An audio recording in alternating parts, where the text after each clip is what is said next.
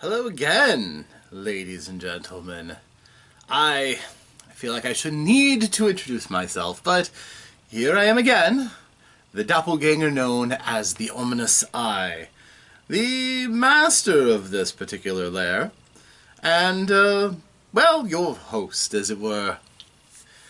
I am here in the dungeons of the lair, as we're about to check in on the former master of this place, obviously one inferior to myself, being trapped in but one form and, well, in all ways inferior to myself.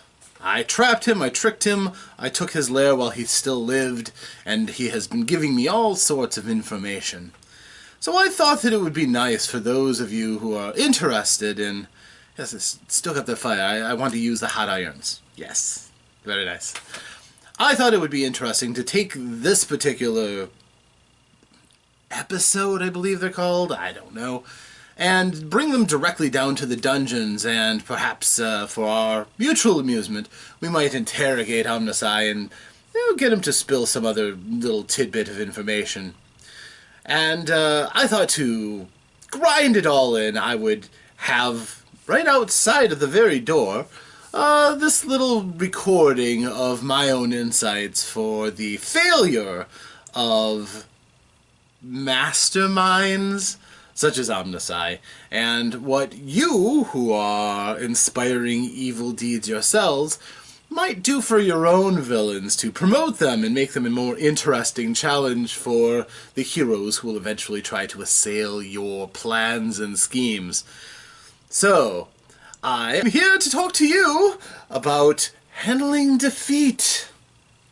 Enjoy!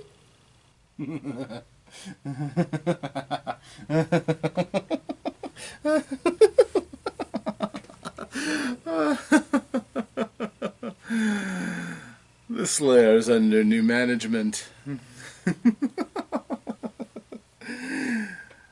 You may call me OmnusI. And things will be a little different around here. Defeat! It happens from time to time. It's very difficult to avoid it. Few people are truly omnipotent, and even fewer omniscient. With omnipotence, well, that usually comes with a glaring weak spot. If you have, for example, all of your eggs in one basket, figurative eggs, unless they're dragon eggs, that can be fun. But if you have all of your eggs in one basket in one great artifact, or super weapon, or something of that nature, the heroes will almost always find some weakness in such a structure. I have yet, in my experience, which is, fairly impressive, to find a villain who actually has a plan that is completely foolproof. No, there's always something that goes awry. Now, the difference between a good villain and a mediocre villain is in the planning. All villains can plan for a victory. They have something in mind, some strategy, and as long as the strategy works flawlessly, they will win.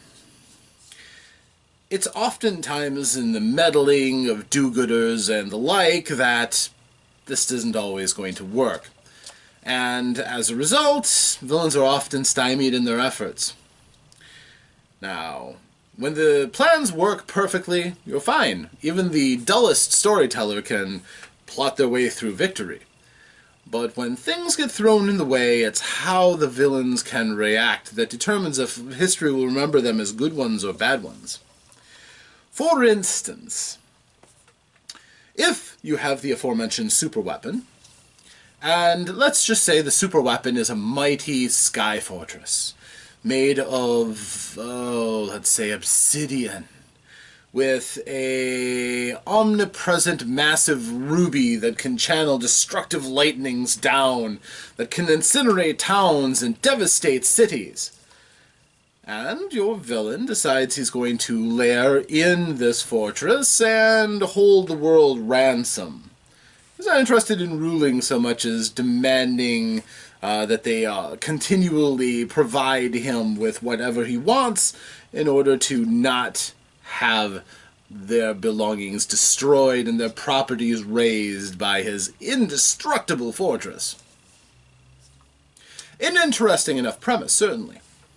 But if the heroes, questing, say, helpful gods whispering little tidbits of information for them on how to defeat your villain, or, perchance an arcane study, a brotherhood who, after analyzing the structures, can realize either a flaw in the ruby weapon, or perhaps the magics that hold this castle aloft, and they figure out a way to undo it. And the heroes go forth and do just that. I would generally caution that putting everything that you have into such a structure like that it feels very good. It feels like you are confident that you will succeed no matter what. And that is the pit that many villains fall into.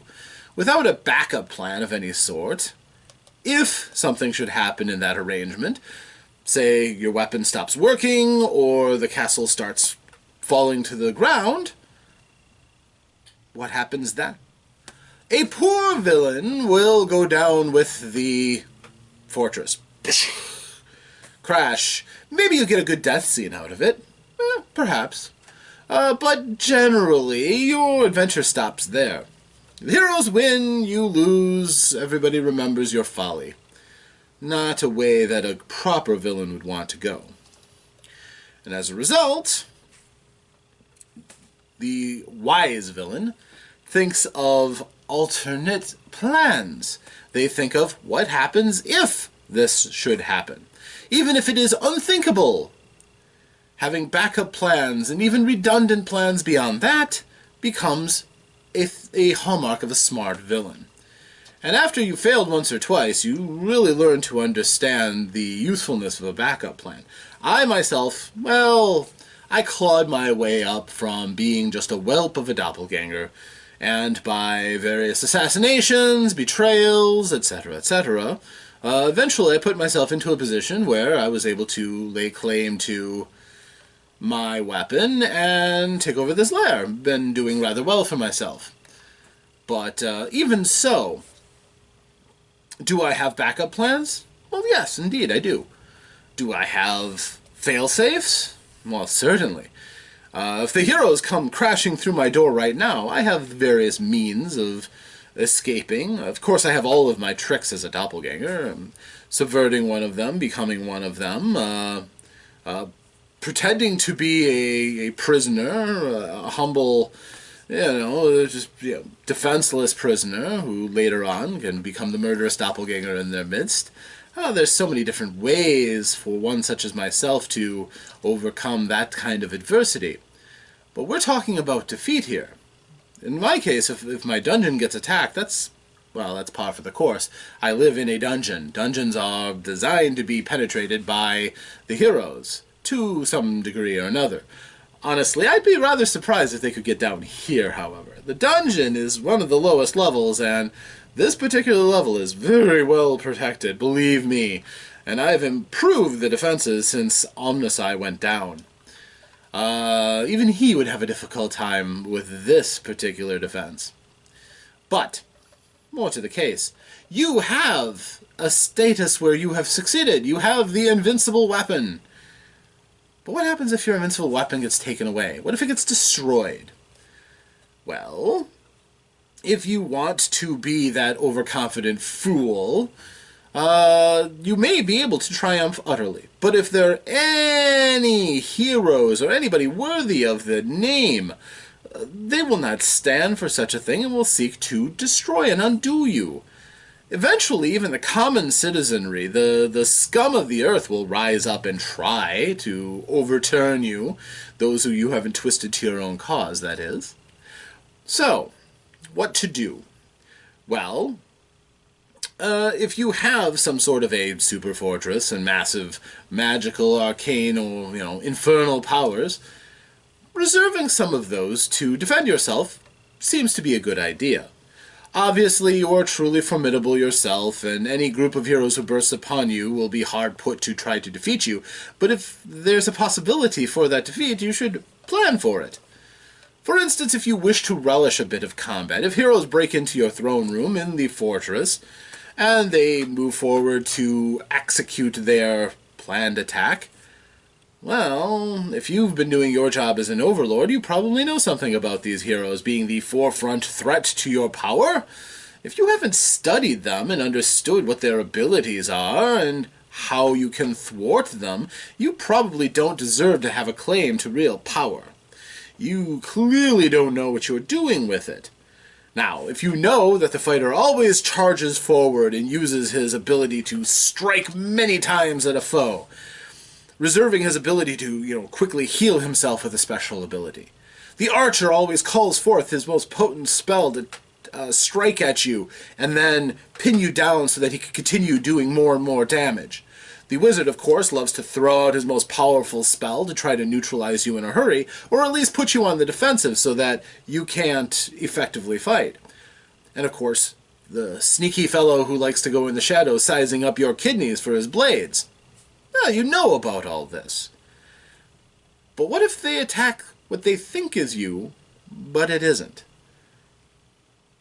Perhaps you make them waste that alpha strike so that you can start off fresh against their second line of attack.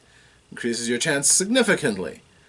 What if you make them think that they are destroying you, when really they're just destroying an image or perhaps a minion who is wearing your guise? Then all of a sudden, the battle gets more interesting, eh? But we're moving past that. Say you've already gotten your tacticals down. Somehow they manage to come out with the item that is your great weakness. Somehow they have figured out your plans to the point where they can actually stymie what you want to do. A good villain has a backup plan. A means of escape to fight again. A means of somehow continuing your great work. Perhaps it's something relatively simple. A teleportation ability so that you can instantly vanish. Might they know that you have that and have the ability to cancel a teleportation? If they're smart, they do. Well, perhaps you have an escape craft, that if you give up fighting and just flee towards it, you have another means of escape. What happens if they know of your escape craft because of analysis of your fortress, and they know that you have an escape, or they have surmised such a thing? Well, perhaps that you have another idea. Say, an inherent ability, a gadget that gives you flight, and you can fly out of a specially prepared exit. Having different avenues and plans within plans are the ways that you can have a longer career as a villain. And especially if you are one who serves another, more intelligent person, such as myself. If they give you these avenues or tidbits of power that themselves don't seem that great, but you can use in a way that is constructive and gives you an ability to escape what seems to be certain failure, well, you can turn the tables on those revolting heroes, can't you? Indeed you can. Now, this may revolve around accurately assessing yourself. Not blinding yourself by overwhelming pride and hubris. This is difficult for us villains because we know how awesome we are. And we are fully prepared to tell people about how awesome we are and proving it by conquering the world or destroying it or what have you. There's any number of ways to show that you are the greatest villain that your world has ever seen. Of course. But here's the thing.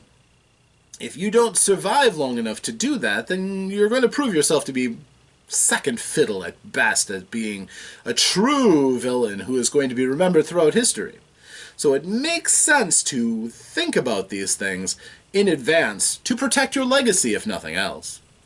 So, these are different ways that you can plot to prevent yourself from your first defeat being your only defeat. Number 1. Always have an escape route. Better yet, have 2 escape routes. Better than that, 3 escape routes, and if you can make any of them foolproof as much as possible, do it. It may seem counterintuitive to have your plan exacted and everything going as well as possible, and not just stop and fully enjoy it and completely throw yourself into your avenue. Going forward only. It may feel very good to do so, but it is a fool's trap. You do need to have some thought on where you've come from and how you can preserve yourself in case that your plans don't quite go to plan. And in this case, a lot of it involves having multiple avenues of success, as well as multiple avenues of, we call it lateral success. Not going forward necessarily, but not losing everything that you've worked so hard to gain. So, for instance, that prior description that we had about an evil overlord with a flying citadel and a super destructive weapon.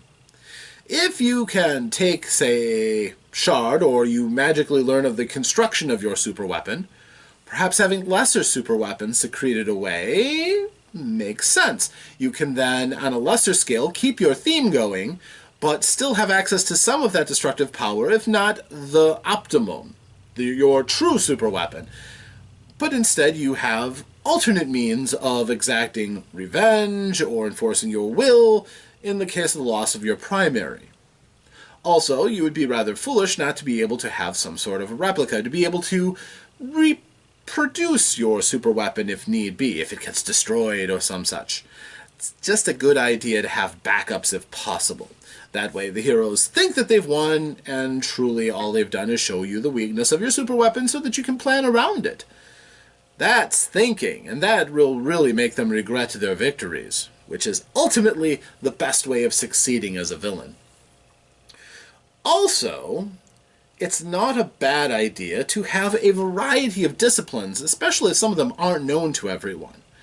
For instance, if you are a necromancer and you have a legion of the undead, well, that is obviously the strength that you are playing to. However, if you have a secondary passion in, say, teleportation, and you keep that secret because you don't need to demonstrate that you can instantly teleport around or teleport your minions, you're perfectly content with the patience of the undead to send your forces out and accurately take advantage of the fact that they don't need to eat, they don't need to sleep, they don't need to worry about being afraid, and leveraging those assets against your enemies. Well, keeping in your pocket the fact that you can instantly teleport with magic and maybe teleport some of your stronger undead minions, all of a sudden your enemies are being attacked from multiple flanks. You have suddenly revealed another facet of yourself the enemies weren't expecting. This comes in especially handy if you are finding yourself suddenly defeated. If you have found out that your main avenues are gone, well, all of a sudden, I still have all of this that I can fall back on. Sometimes this can be an item of gear or a piece of treasure. Sometimes it can be something even that, well, for lack of a better word, cheats and breaks the system. In a magical world, finding some sort of technological doodad the enemy has no, means of countering. It's cheating, but it feels so good when you're a villain to be able to cheat in a way that you can flaunt it in front of the heroes. Much as I did with my eye against OmnusI. He didn't see this coming at all. And as a result, I triumphed, and he did not. So, if I am to be attacked, well, unfortunately I did show all of you this, and it'd probably be a little too difficult to go out and kill all of you. So, let's just say this is my only little secret that I keep in reserve. So having something like that can be very useful. It also is pleasant because if you do have multiple encounters with the heroes, they stymie you here, but you pull out something. The next time you face them, they have to be prepared for whatever your strength is, as well as the backup that you've already shown. Well, if you have another backup, that just keeps escalating things a little bit more, so this can make a blasé villain a bit more memorable. Number 2. Escape plans are wonderful, but unfortunately heroes like to make sure their victories are concrete and that they can claim ultimate victory. They don't like us having second chances. So what we do is, well, to be quite honest, if you don't have a special means of escape, perhaps the next best thing is to have a plan after your heroes have succeeded. Say they've killed you. Now this is usually a complete loss for the villain. Nobody likes to be killed. Well, okay, so a few people do, but most people don't like to be killed. However, if you have plans, knowing there's a possibility that you can be killed, and you have plans for a rite or a ritual or something, a convenient clone to come back from the dead, well, you've just made all that work the heroes did somewhat superfluous.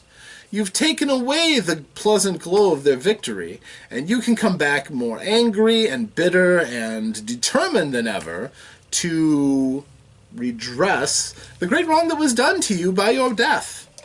This is a good idea, because accidents happen. And that one critical arrow that comes for you in the middle of a fight that you did not see coming, sorry, diviners, it can happen, well, things happen to even the greatest of geniuses, and therefore, if you can have a plan around death, then you've taken away yet another avenue the heroes may have to claim victory. And quite honestly, most of them are very satisfied just to kill villains. It's kind of a traditional thing for heroes.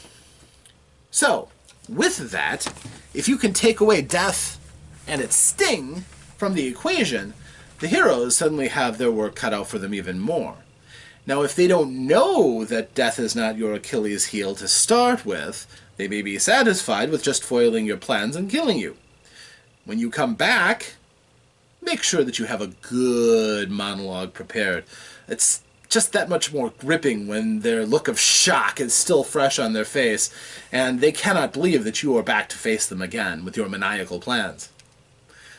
Yes, that is rewarding when you can actually claim that they didn't do the job they thought they did. And as a result, you're back. You're angrier than ever, and now you know their plans and their methods so that you can defeat them easily. Now, whether or not you do defeat them easily, that's up to you, but defeating death is definitely the hallmark of a signature villain. So, if you're in a magical world, yes, leaving a bit of your blood or flesh behind to a dark priest to recreate your body and soul so that you can give it another go, good idea. Creating a clone of yourself that instantly gets your memories and thoughts and powers, good idea. Does have the potential to backfire. Sometimes that clone wakes up a little too early, and then there's two of you, and oh, there's just confusion everywhere. Then you have to go make another one and put down your first clone. This may have happened to somebody that I know in the past. Yes.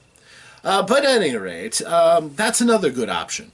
Sometimes if you don't have the luxury of having great deals of magic and you don't have anybody who can make clones, quite honestly, sometimes the best result that you may hope for in this regard is to have a good heir. And I'm talking about a suitably twisted heir to your progress. Somebody that you leave some choice bits of gear, some nice notes behind on how you fell so that they can be prepared, so that they don't fail where you may have.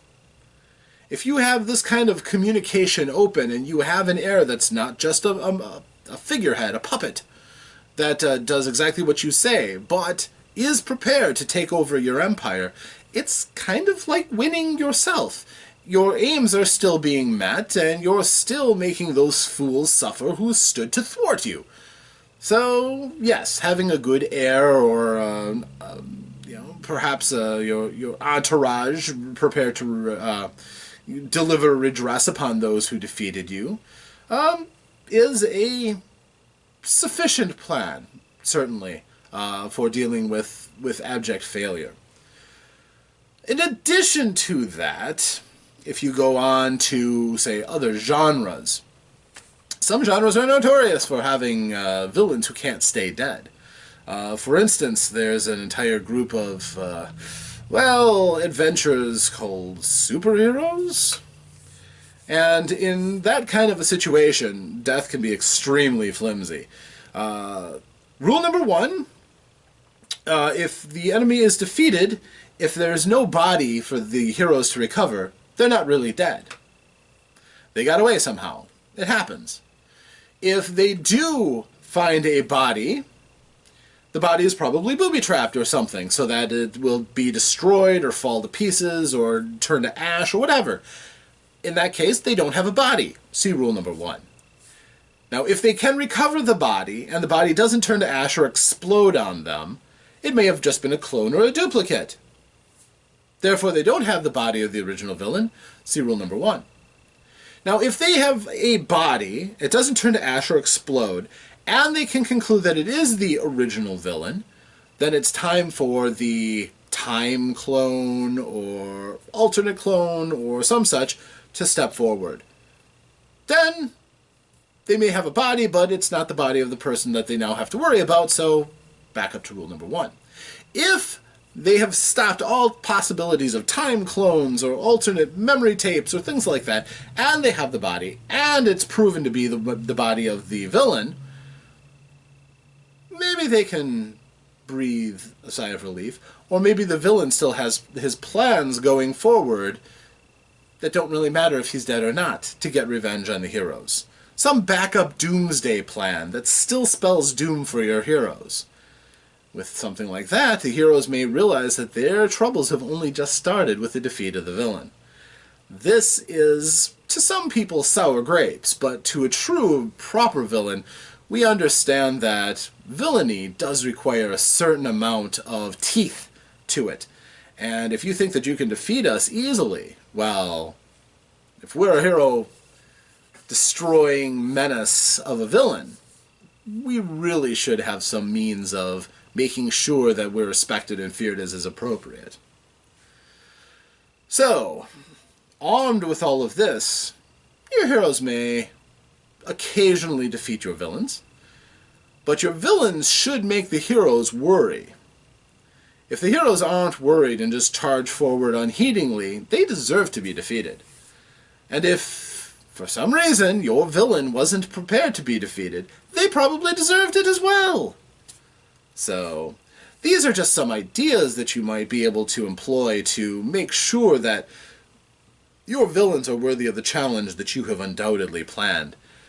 If it's a grave enough situation, something that can destroy all that the heroes love, something that could destroy the world, perhaps, or change it in some unrecognizable way that makes things much worse for those that the heroes care about, well, odds are that the thinking behind that situation should be worthy of the threat. I mean, that's really what makes a great villain a great villain. We aren't content just to rule the playground.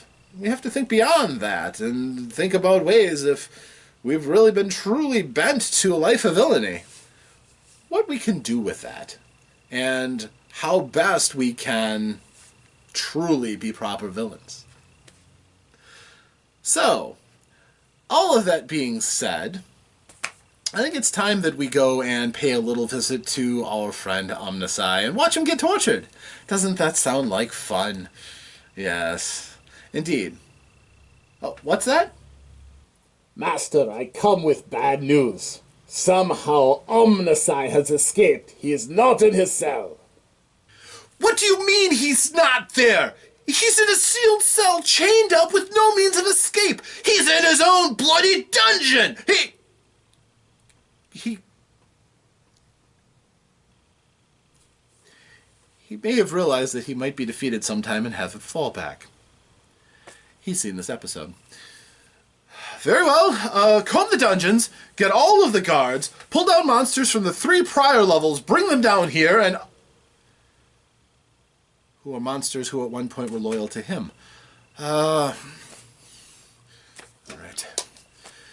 Okay, we're going to find OmnusI, we're going to take him down, and this time we'll make sure that he has no arms nor legs left to escape with. Alright. Here...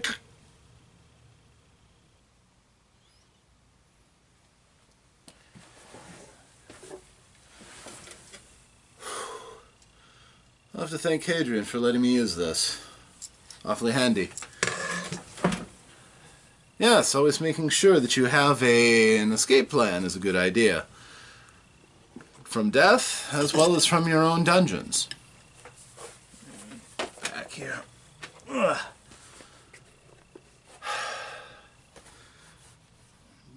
Doppelgangers. What are you going to do? Should I kill him? Shall we see if he himself has a plan to come back from death?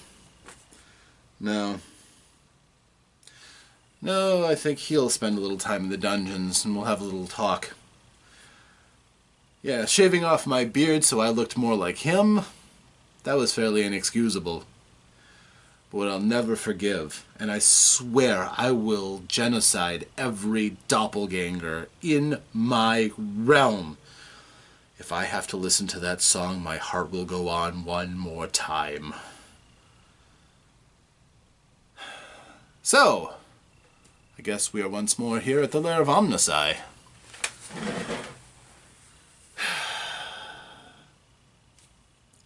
Maybe a little bit of treasure?